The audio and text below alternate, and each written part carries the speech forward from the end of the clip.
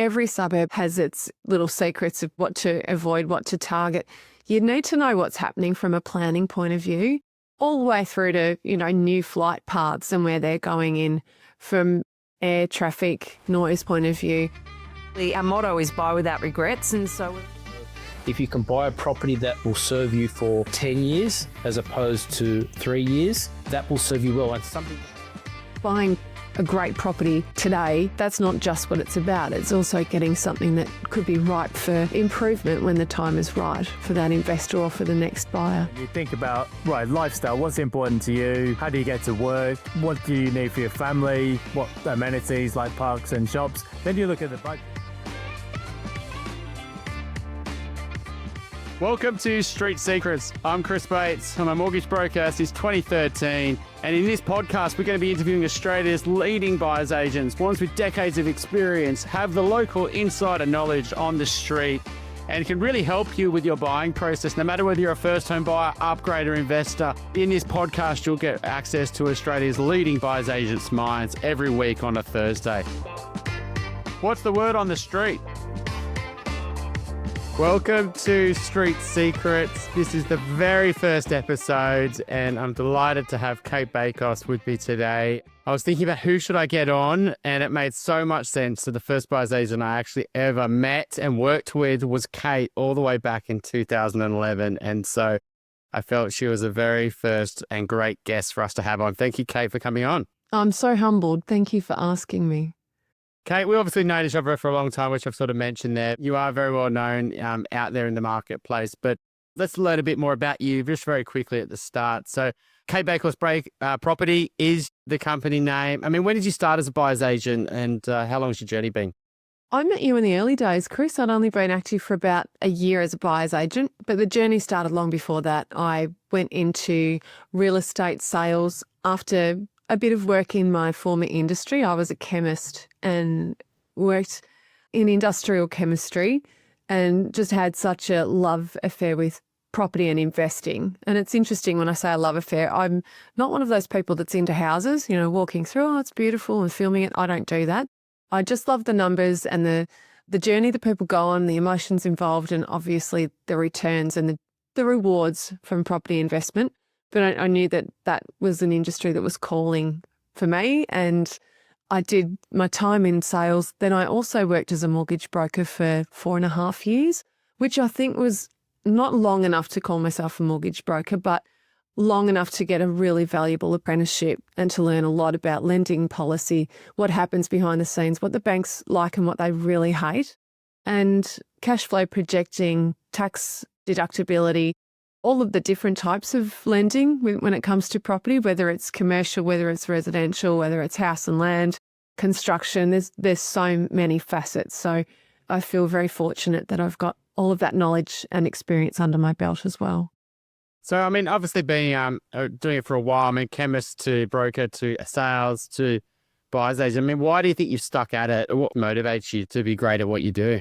I wanted to be a doctor when I was young, and this sounds crazy. I had dreams of being a GP, and I liked the idea of sounds really fickle, but being able to help people.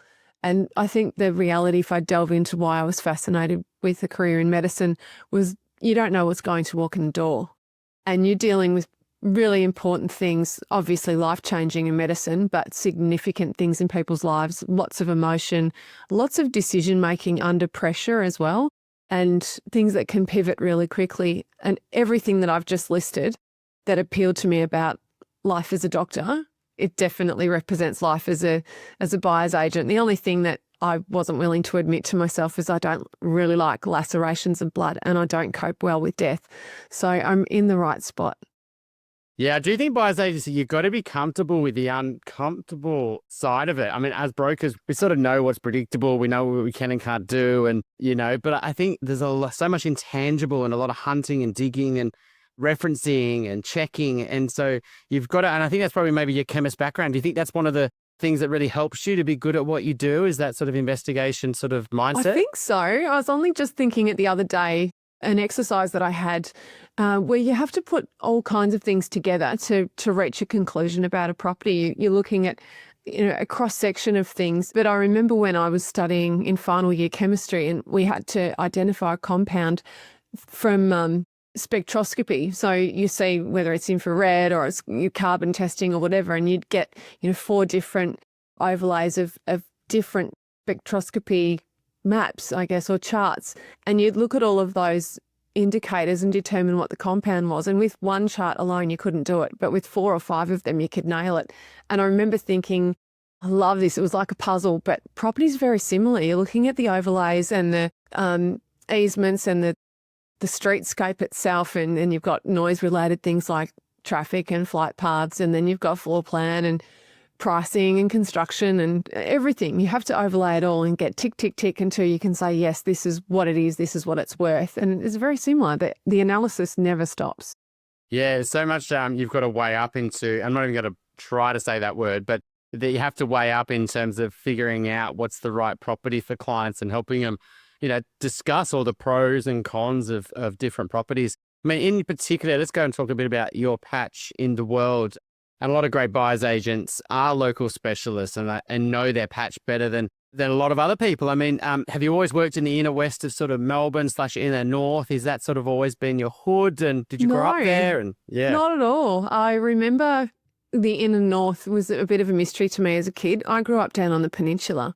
And I went to uni in Clayton, and then I lived in the southeastern suburbs and, while I was studying at Monash.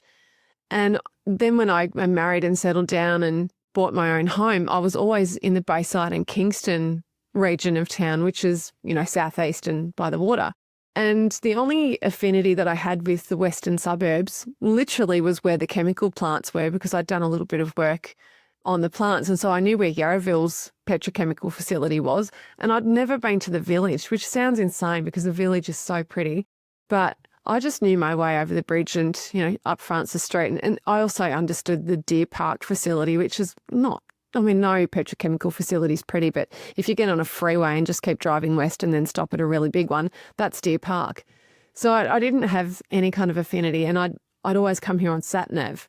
And then I started falling in love with the area when I was studying the numbers hard in 2010, 2011, 2012, and it became really obvious that there was a purple patch over here because we had buyers advocates from the east falling over themselves to buy 1-bedroom apartments in the leafy eastern suburbs because the budget that they had could only afford a 1-bedder.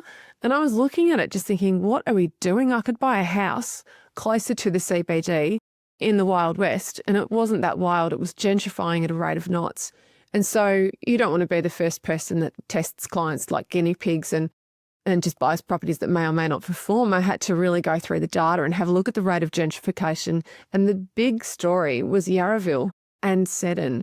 Footscray still wasn't where those two were, so you could argue that Footscray was still an ugly duckling, but Seddon we'd had a 2006 to 2011 were our census collation dates.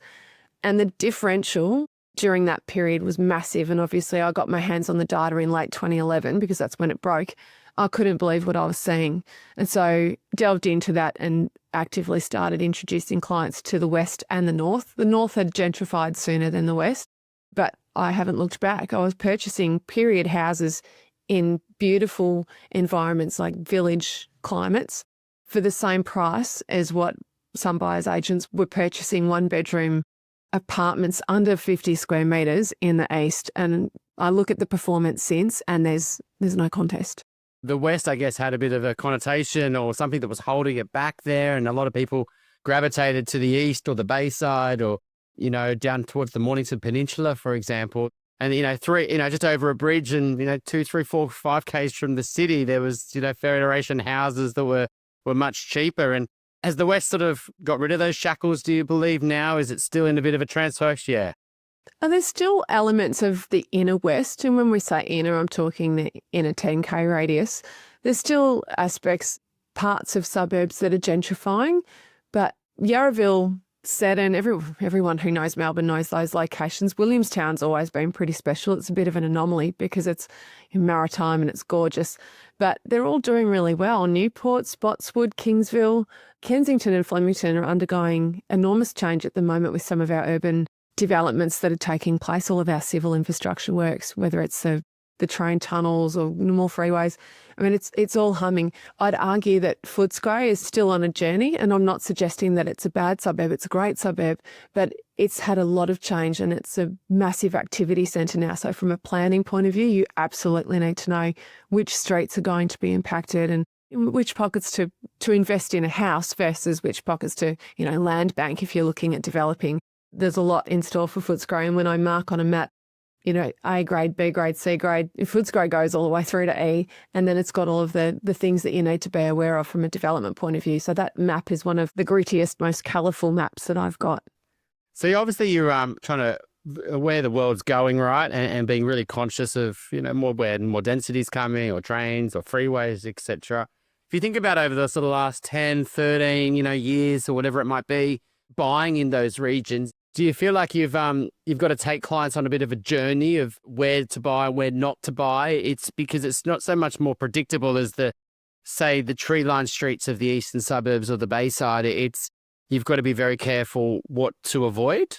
I think so. I mean, every suburb has its little secrets of what to avoid, what to target. You need to know what's happening from a planning point of view, all the way through to, new flight paths and where they're going in from air traffic, noise point of view. But in particular, our zoning changes, a lot is going on in Victoria at the moment with activity centres and a change in zone to accommodate more housing, like stronger, higher density, affordable housing, social housing. Everyone needs to know that. My job is to inform my buyers whether they want to live next to social housing or not. That's not my decision, but it's their right to be aware of what changes are in place. And it's not just about social housing, it's also about compulsory acquisition, possibilities, and what's on that town planning map. We need to know how to drive that beast and how to interpret what's happening, what questions to ask local council and town planners. Yeah, I think as the suburbs are changing, and I think Melbourne is changing a lot, particularly when you're buying in very high density. What are some of the things that you're always trying to, if you could, guide those AAA assets? What are the things that you think the locals really love? And new to area buyers agents, as cities are evolving, like yourself, right? You didn't grow up in the inner west, but you've moved there and that's your home now. What are the sort of the new to area buyers and the local buyers really wanting? They want to buy in an area that's got the amenity that they need. So if someone has said to me, I want to be near, and most people want to be near cafes, shops, transport. We've got some amazing transport links in the inner west. Where we haven't got great links is the outer west. And it's a bit of a case of, build it and it will come. So there's a lot of traffic congestion when you go into the outer west. And I don't do a lot of work in the outer west, to be fair. I help home buyers who want my help, but I don't typically take investors there. So when you're looking at quality locations that will outperform, you're looking for that amenity. You're also looking at streetscape, because you're not guaranteed a beautiful leafy vista with gorgeous houses all, in a row here where you've got potential planning changes. So you're looking for things like heritage overlay. And heritage overlay is a double-edged sword. If you're wanting to do something dramatic, don't buy a heritage overlay property. It could cost you a lot, especially if it's co-joined. But if you're wanting to buy something with period appeal and be as close to assurance as you can be that street won't be mowed down and ugly things put up, you're looking for heritage overlays, and you want to make sure that the whole street has it, not just you or you and your neighbour or one side of the street. If the whole patch has a heritage overlay affecting it, then you can be assured that all of those streets will probably stay looking really pretty, and you need to understand the nature of the heritage overlay as well. Is it paint controls? Is it about a chimney? Is it facade? Is it just a precinct, non-contributory? You have to understand all of that stuff. But if it's precinct and it's contributory, that means those houses are there and they're special and they belong to that precinct. And it's our responsibility to look after them and hand them down to generation after generation. And they're the streets that really do well. And then you're looking at the house itself. If it's got a northerly rear or northerly aspect, so let's say it's an east-west house and it's got a fantastic design that allows all of the northerly sunlight to splash in on the living areas, and it's had clever architect design, awesome. That's a property I'll be excited about.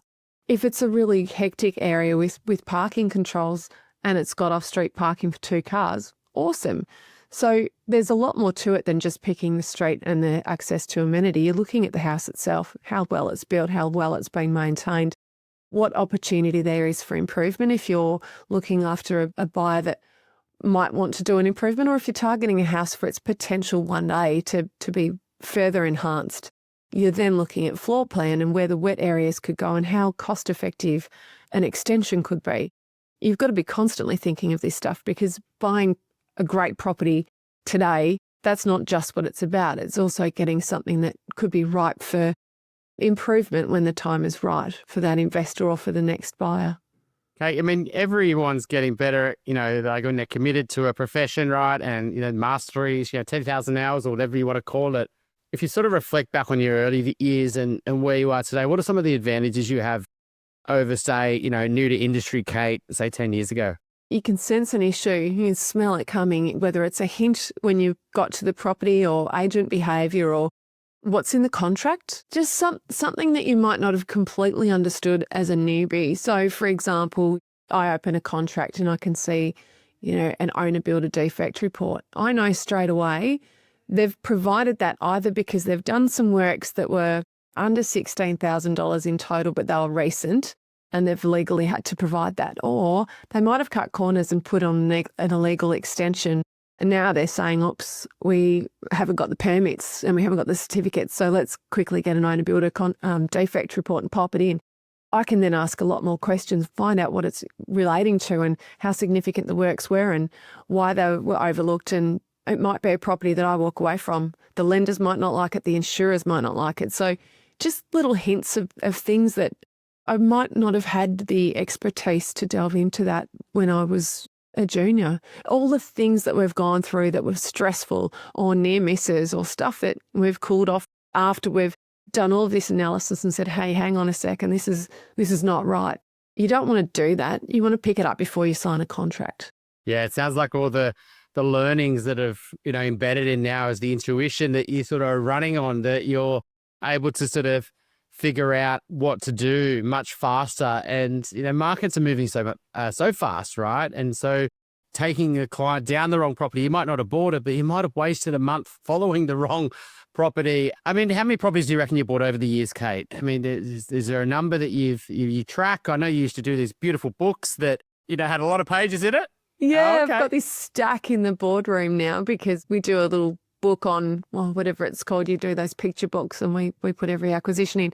I would buy between 130 and 150 properties a year for clients. I should correct myself. I had a client one day say, you don't buy them, you secure them. So that's fair because the client buys them. But yeah, if I'm securing, let's say on average 140 properties a year, and I've been doing it for 11, I'm coming up to 16 years, that's a lot of properties. And then I look at the past experience I had in lending and also as a sales agent. So I've handled a lot of transactions, more than just doing the sums, more than 2,000 for sure. A famous quote, it's the shots you don't take and it's the properties you haven't gone for, and, and the viewings and the properties and the amount of properties you have to see to actually secure every property. And I mean, how do you think that really benefits you now when you're acting for clients? Is it to a point now where the streets, the properties what to waste time on, and when the good ones do come along, you identify them and encourage your clients to take action much faster? What are some of the other advantages? All of the ones that you've missed, you're absolutely right. You remember those ones. In fact, some of those are the ones that shape your learnings the best. I can field calls from clients, and whether it's properties that I've looked at in Albert Park, Middle Park, whether it's here locally in Yarraville or it's inner west, inner north, there are lots that are familiar and lots of patches that are familiar. They can say street, I know where it is. I don't know if it's evens or odds which side of the street it's on. That's local knowledge, and I'm very proud of that. I won't say the street because there are people who have obviously bought on this street, but in Yarraville Village, there's a street that runs all the way east, crosses over Hyde Street, which is kind of the boundary of the village. And then once you get further east over Hyde Street, it's still a pretty street and there's still pretty houses, but you're then hitting an industrial zone. You look on a planning map, you've got all the pink, which is residential zone, and then you've got brown, industrial. And what brown means is if you've got a residential loan pre-approval, the bank won't take that security. They won't finance the property if you've bought on the wrong side of this street. And the reason for that is the zoning. You need to then have a commercial loan, and you know better than anyone, Chris, it's a 40% deposit, very different loan rate, and it's an amortised loan that runs over 15 years, not 30. So, of course, many people wouldn't qualify for that loan because it throws their servicing is absolutely shot because they're having to pay it in half the time and on higher rates, and then they've got to find 40% deposit. So that can be really heartbreaking.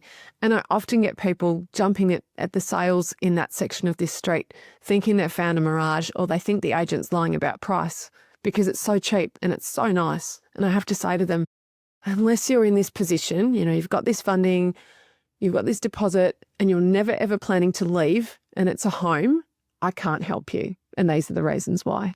It reminds me of back at all when I was looking at properties in Collingwood where the East-West link was happening. It was always these cheaper properties up the north there. And I was, why is it so cheap here? And, you know, little did I know the way the roads are going to change and why everyone's trying to bail out of a certain pocket. And so, I mean, when you think about your sort of suburb, because not only do you work in the inner west, you do a lot of buying because a lot of buyers that are, you know, like the inner west also like the inner north, right? It's very interchangeable. When you go across all those patches, you know, what are some of the mistakes you find that new to in area buyers often miss? Is it just really not being too close to the amenity, or is it the, you know, or public transport, or is it going much deeper than that? Much deeper.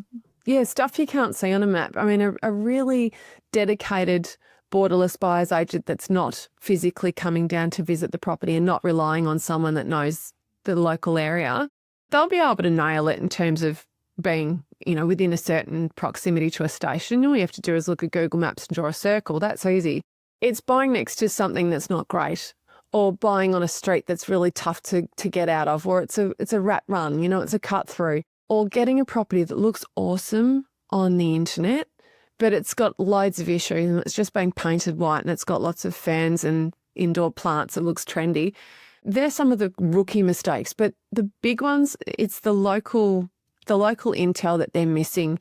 I was chatting to someone the other day about a property and said it is a really nice house and it is a cool street, but all of the primary school mums will park there, and some days you won't be able to get out of your driveway, and that's every single day at 9 o'clock and 3:30.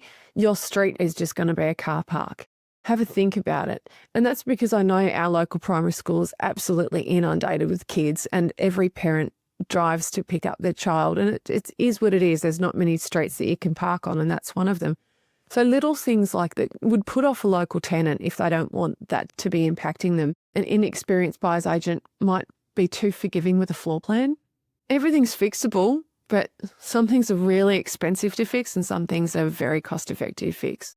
Yeah, often you're dealing with smaller blocks right in your area, and it's about maximizing the value on that block. And not every block's equal if it's a certain size. It's, like you say, how the house is shaped and where you can put the stairs and can you go up, or is there privacy issues? And so a lot of properties that, you know, you need upside potential, which you sort of mentioned earlier, just aren't suitable for it, or it's just going to cost too much money.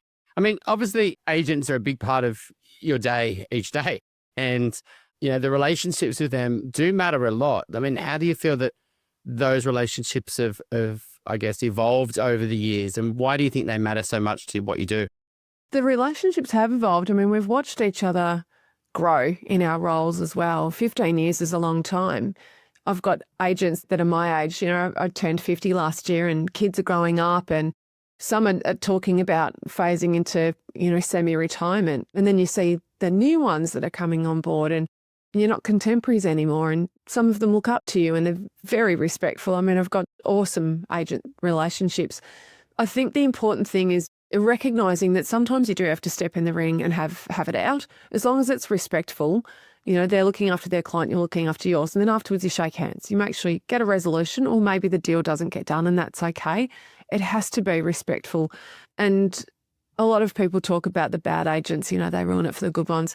There's not many bad agents. There are some inexperienced ones that make a few rookie mistakes at the start. But if you talk to most senior agents that have been successful, they're good people, they're well regarded. It's not an easy industry to do well in if you're not a good person. You know, it catches up with you. So, you know, I feel privileged to have those contacts, and we also have to help each other out. I mean, I'm in a position where I get to see every property I want to see. A selling agent doesn't. They don't generally go and knock on an opposition door and say, can I walk through, you're open. Sometimes they'll rock up to the auction and stand at the back. But you don't tend to find them walking through each other's properties, let alone really studying them and analysing them.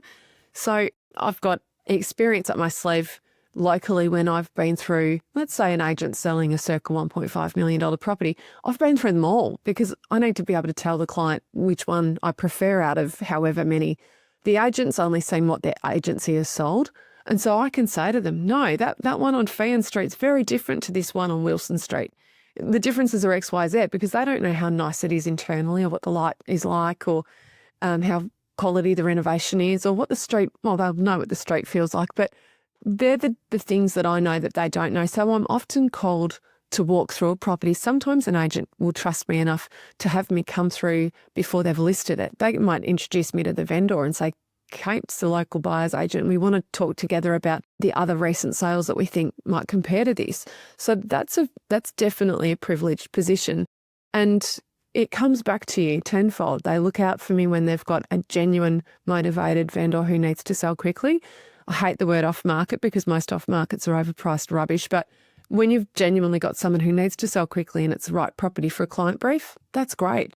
They're also very quick to jump in and help. So, for example, let's say there's an issue at settlement. I had one not recently, about a year and a half ago.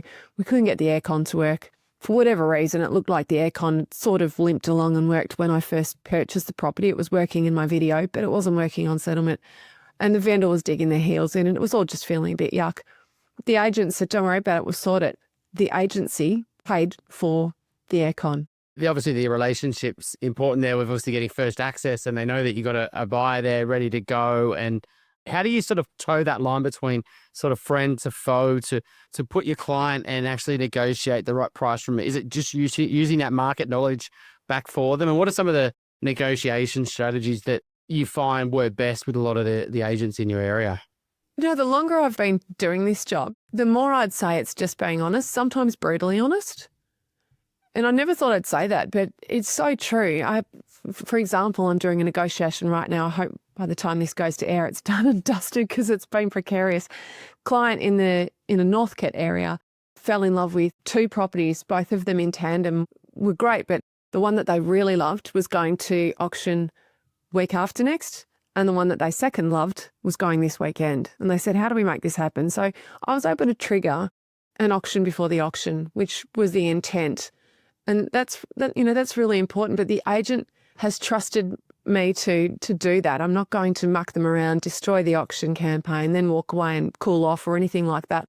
It takes a lot of trust for an agent to say, okay, you can stop the auction. And of course, you've got your quoting regime as well. It was not quoted according to where I would have pinned its value, if you're catching what I'm trying to say. And so we had to talk about what the real price is, but then I didn't want to pay more than I had to pay. However, I wanted to get it off the market. Then I needed to call the other agent because I wanted to keep him in the background in case I need to pivot to property number 2. Best thing I could do was just tell him straight, we're on this one.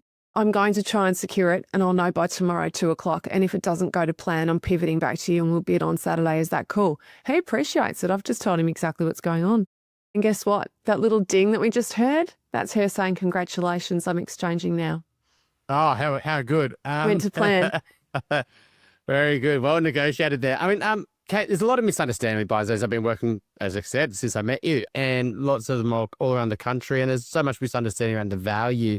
Besides the finding, the securing, the negotiating, what are some of the things that people don't expect, but they walk away at the end and they say, Cate, that was really, really valuable. And, that's, I guess, are the things that blow their expectations. Yeah, it's the stuff that doesn't go their way and the way that you handle it. So, for example, I've met clients who had signed their engagement form and wanted their strategy session and were itching to pay me. And I said to them, just stop. Let's stop right now and talk about XYZ, whether it's their strategy or their finance situation or the goals that they've shared with me for the future or how long they think they want to hold this property. And I've talked people out of investing or I've talked people out of that property.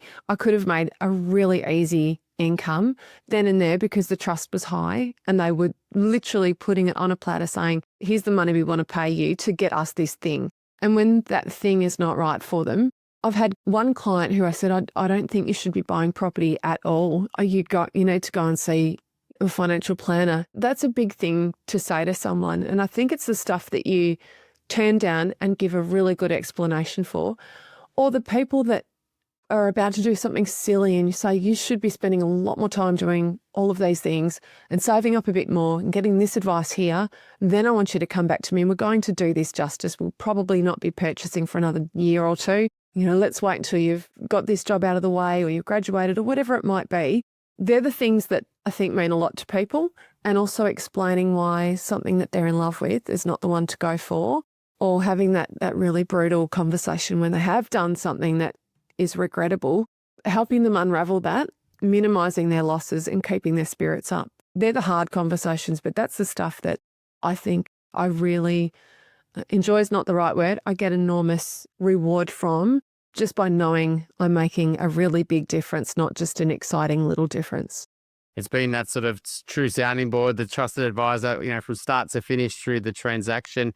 It gets hairy, that you feel that people don't really underestimate how much the concern is. I mean, you mentioned before around zoning and, building and pests, etc., but and negotiating. What are some of the other points where buyers often get unstuck and far out, I'm in the deep end now and I really need some help? Often when they've made a big boo-boo with a property that the lender's not going to like, or they're about to take on something that's super problematic, I don't want to sound like I overstep my mark, on a personal level, but you'd get to know people. Sometimes they're looking to purchase with someone they probably shouldn't be purchasing with, whether it's a partner or it's, a couple of siblings who think they're doing something clever or some best mates that think they're buying something lucrative. Sometimes I talk to couples that I can tell that in a few months or a year's time, they might not be a couple.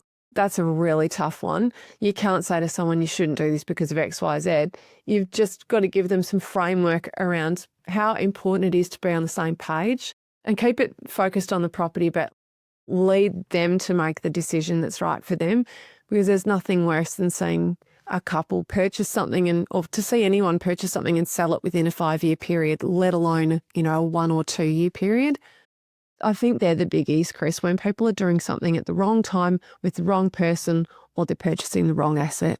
And just finally, before we sort of wrap up today, there's been so much value in this conversation, Kate, but just what are the things when you see where, buyers are getting it really wrong in terms of when they're really making big, you mentioned before around Yarraville and sort of the industrial area, which I think is an interesting one, but I feel like the Melbourne market, it's very easy. You can potentially buy the wrong property or the wrong type of property.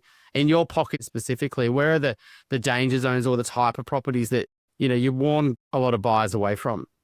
Well, I think anything where a buyer's asking an unreasonable task of the property. Some people expect the property to do too much, to be something to all things. I want a property that I can one day subdivide. I can put a granny flat on it. I might want to do an extension. I could want to live in it. I might develop it. All of these dreamer things.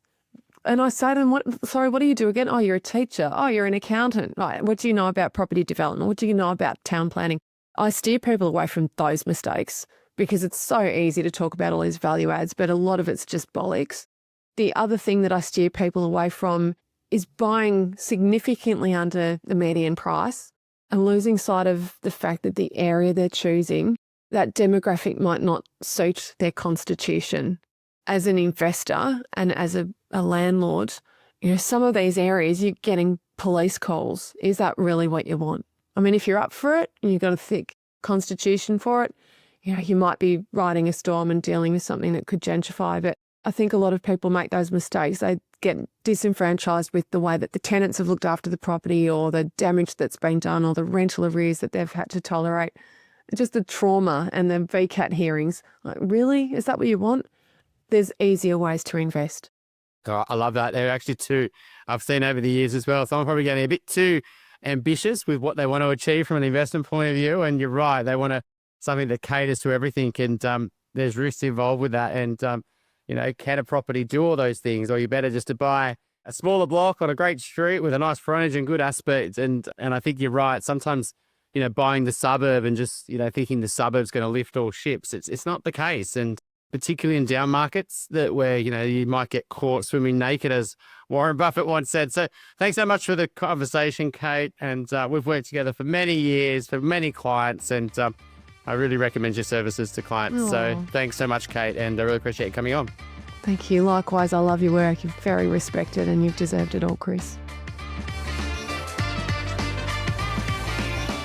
Thanks so much for listening today. We hope you got lots of value out of it. If you'd like to speak to our guest today, there's links in the show notes on how you can get in contact. And if you're buying your first home, upgrading, renovating, or need any finance-related queries, obviously we'd love to help. There's links in the show notes to us as a mortgage broker, and we look forward to next week's episode.